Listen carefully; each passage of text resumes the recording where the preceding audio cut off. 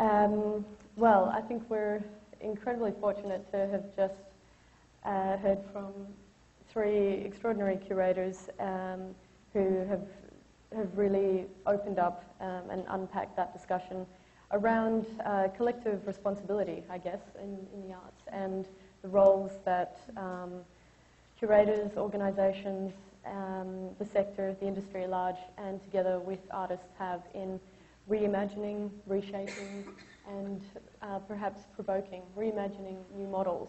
And I think that that's a really fantastic place to start. Some of the key words that were raised across all of your discussions were about how we can work within whatever given psychogeographic context we have to resituate practices, whether that's locally, nationally, internationally, or to consider it post-nationally as well. So I thought that we might open up the discussion, since we're very fortunate to have to be able to have an open conversation with national colleagues, national curatorial colleagues, about the roles and the roles, the responsibilities, and the responsiveness that curators have, and pick up on some of the discussions that have already taken place. I might actually start. We'll go through. I might start with Lisa. Sure.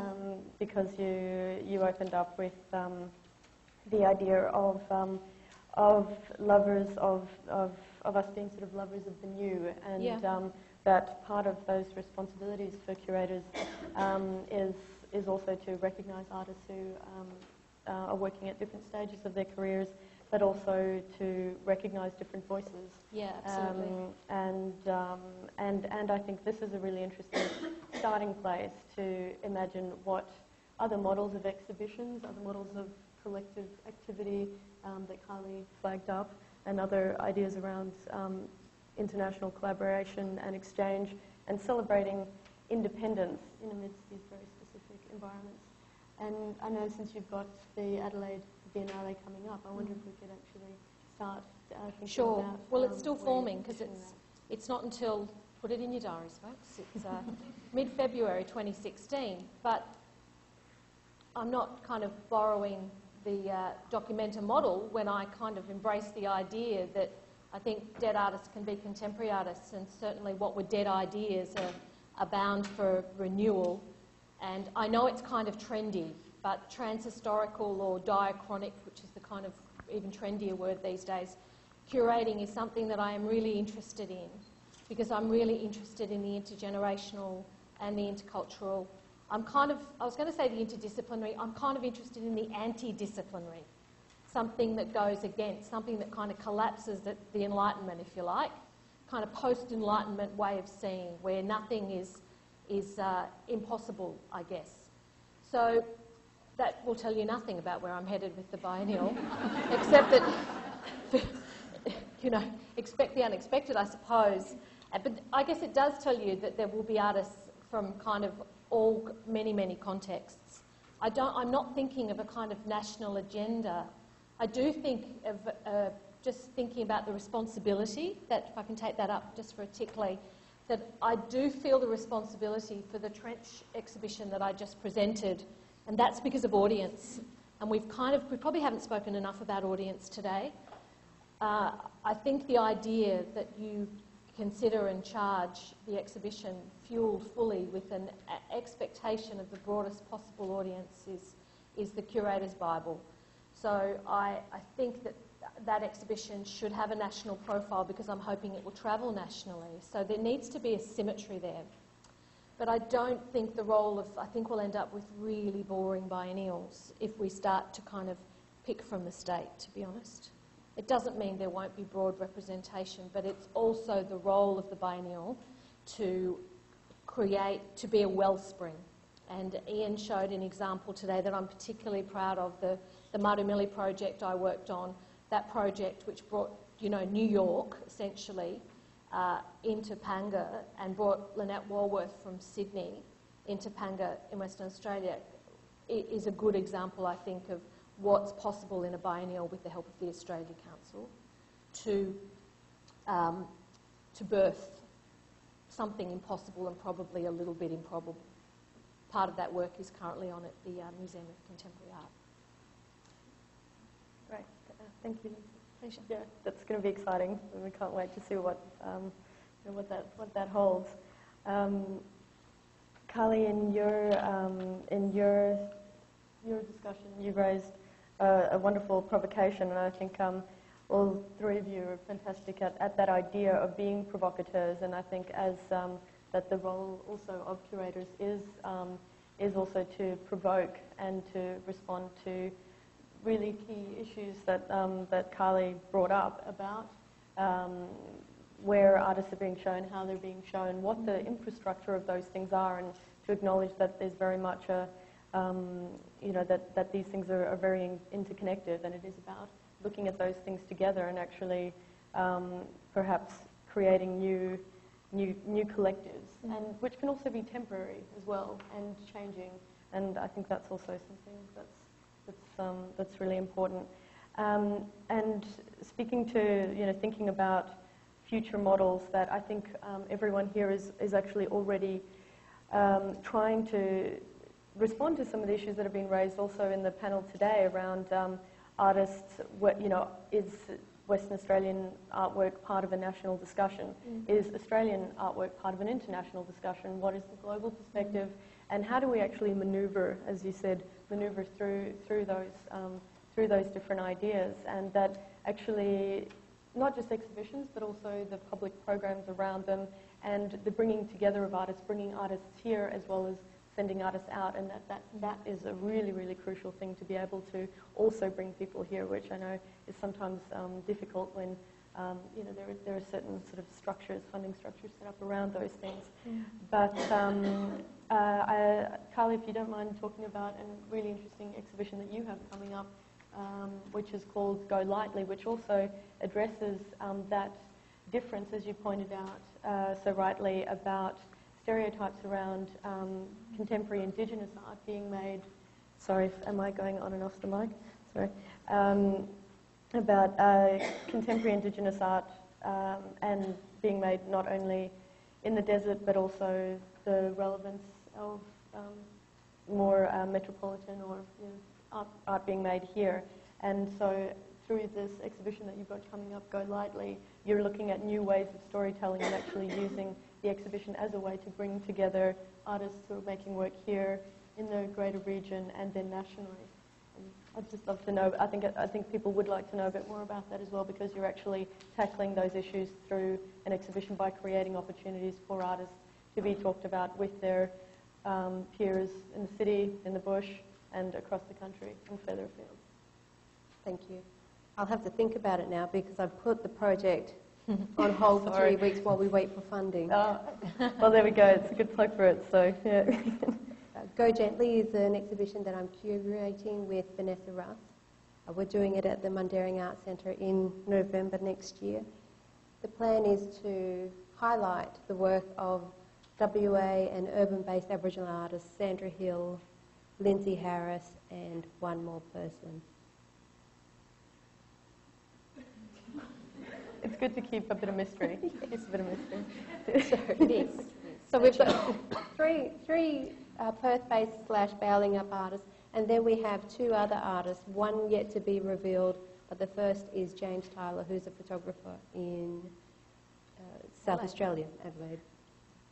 Now the idea is to talk about those local things that are personal, that are perhaps wholly Aboriginal in this context, so exploring lived experience as it is experienced by these artists. And then the other point to the show is that we want to connect it to a larger conversation, and to do that we need to bring in other people and other artists who have perhaps similar experiences, but their works are talking about more national activities, events and histories that have impacted on them as well as Aboriginal people across Australia. So that's the idea, bring Aboriginal artists together so they can talk. We also have a component where we have an artist in residence for an emerging local artist, and the opportunity to be able to talk and exchange with practicing artists is probably more valuable than I realise, and perhaps maybe what Vanessa realises as well. But we're going to give it a shot so that we can grow the industry a little bit more. Mm. Love the title. Thank you. Thank you. Great.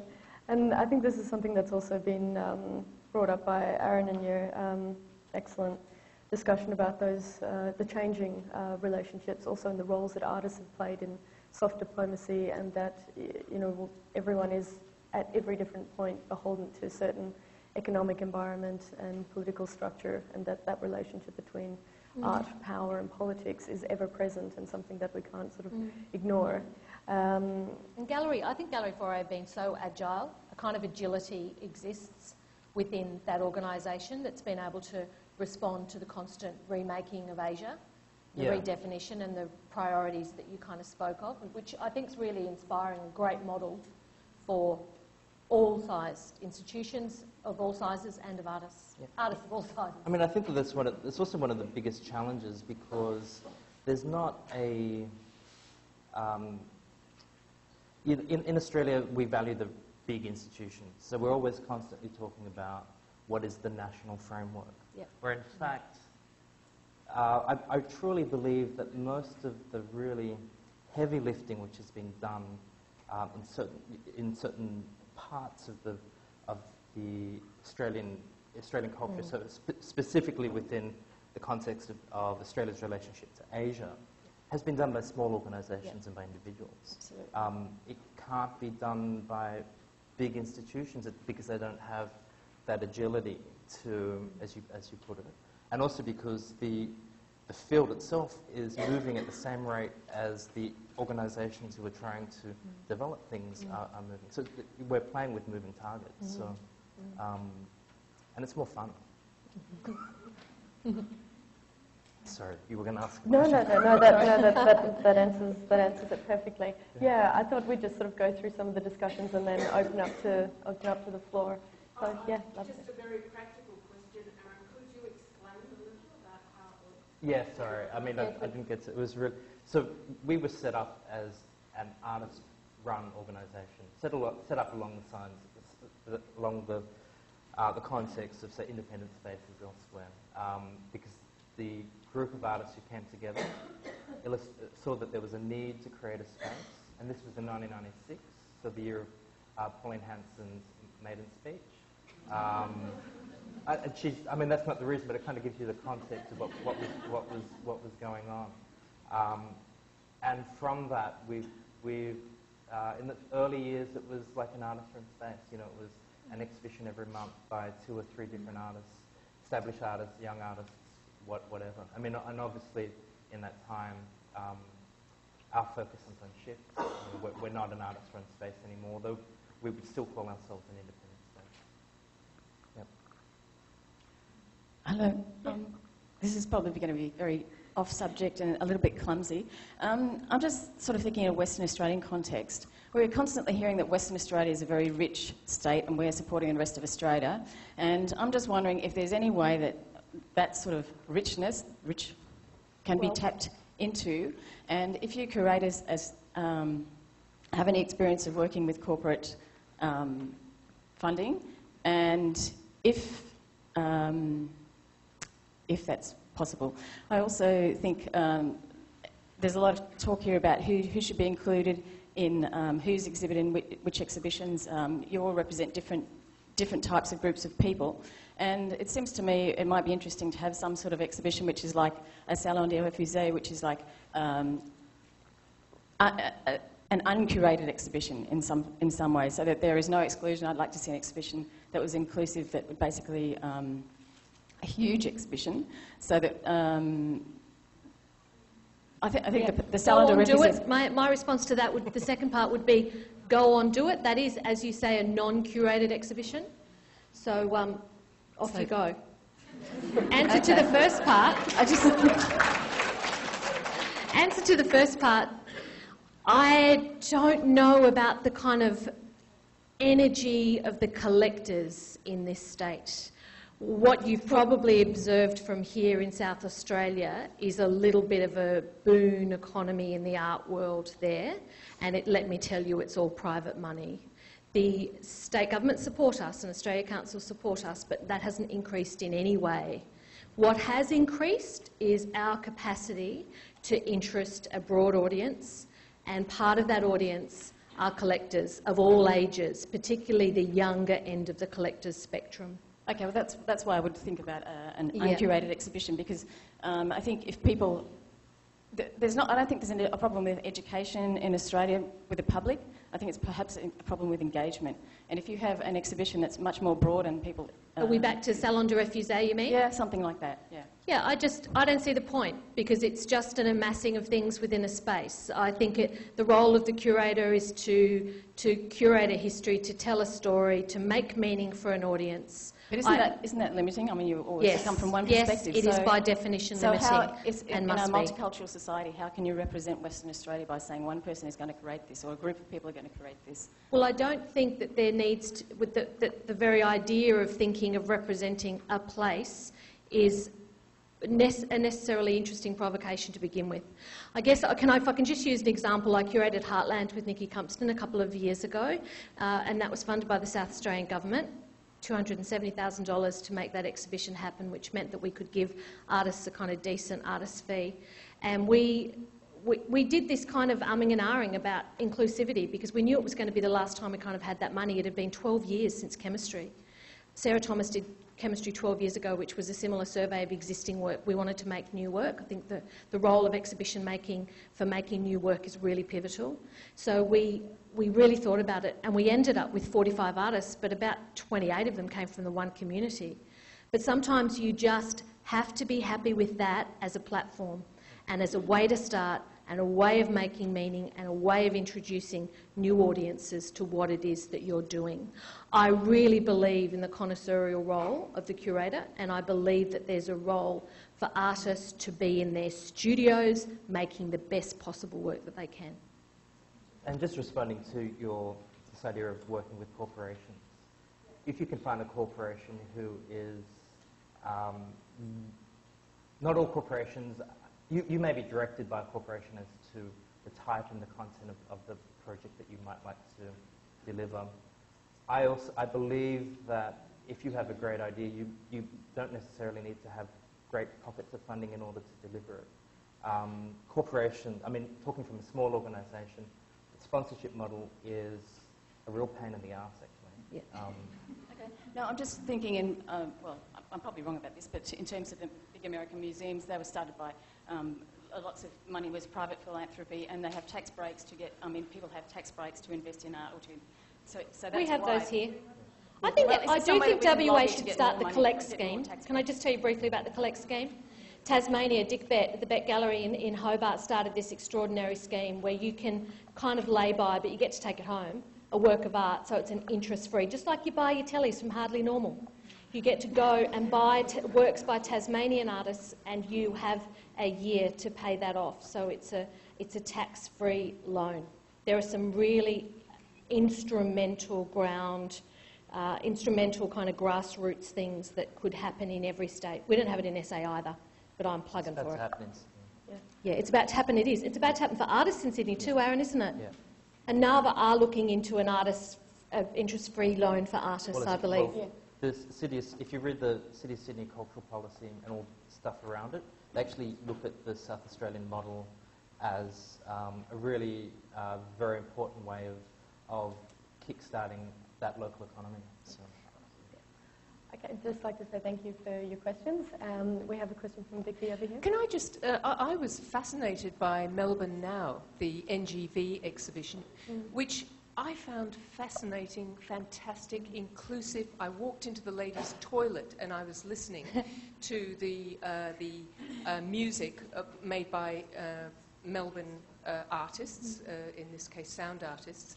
Everywhere you went in the building, there were Victorian artists, and apparently almost every single one, almost 98% of artists of any credibility were included. Well, No. you're shaking your head. No, That's certainly not. But what I'm wondering is, what do you think of that? What did you as curators think of that initiative?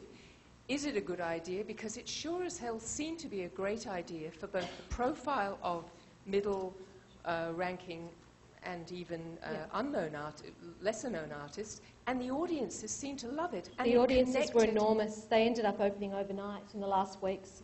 There were a lot of people absent. Of course, I'm not saying that there weren't a lot of people in the exhibition. It's just the nature of a large artistic population that, of course, there were a lot of people who were not in the room. $5 million. Give me the $5 million and I'll run with it. Thanks. Visitors. Wow, there you go. 750,000 visitors. So exceptional. Personally, I would have liked it to have been curated a little bit. I wanted some more stories. I loved encountering artists who I'd never kind of come across before, but I kind of wanted some more stories. But I loved the fact that it was everywhere. I think we've got 2 more minutes, so just one question. Is that Glenn? Yes, it's Glenn. Just while we've got people here for you to stay. Yeah. Lisa, I was wondering if you could tell me, from your experience working within the SA arts community and other places in Australia, whether this idea of being undiscovered or unknown or unseen is something that you've encountered before? That's a really great question, Glenn, and I've been thinking about that. Being here for a few days, I've been really thinking about that because I don't have the conversations I've been having over the last few days with South Australian artists, and I really do try and see and get to know as many South Australian artists as I can. And I wondered about it, and I kind of, if I can just invoke an analogy, it feels a little bit like everyone's waiting for Godot, or, you know, Tom Stoppard, Rosencrantz and Guildenstern are dead. Like, Hamlet is not coming, and if he does, he's mad. So you don't really want to know Hamlet. So it does feel a little bit like, I've really enjoyed my time here, and there's some extraordinary practice, but people are not going to come, guys. People are not coming to make WA art the best thing ever. You have to do that.